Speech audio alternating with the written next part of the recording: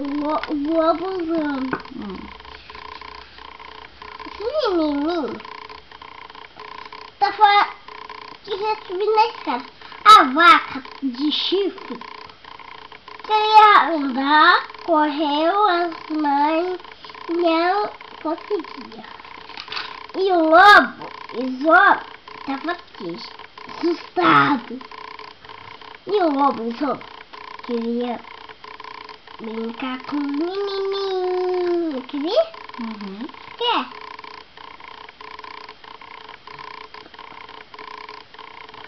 Começou a festa, soprou o bolo de morango, né?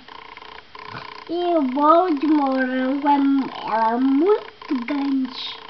Muito grande. Ah, meu menino, é?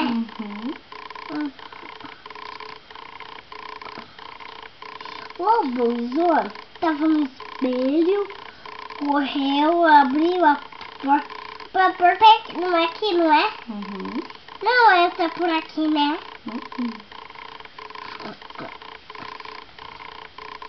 E o lobozão tava fazendo au! Não é? Au! Au! Porque o lobo tava com sono, né? Né? O quê? O lobo tava com sono.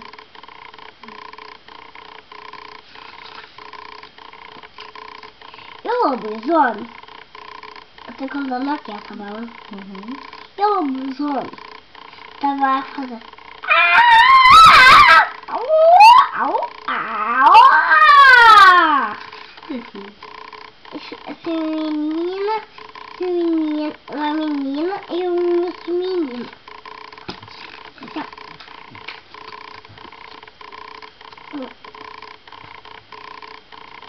Eu não sei desse menino.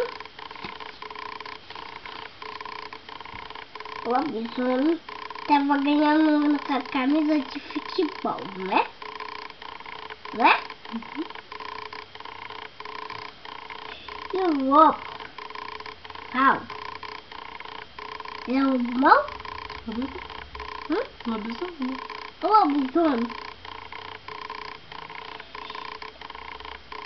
Esse menino, ele ganhou o que é esse aqui? Troféu. E ele ganhou um troféu. Lá na escola passa um lobo desse jeito. Um lobo desse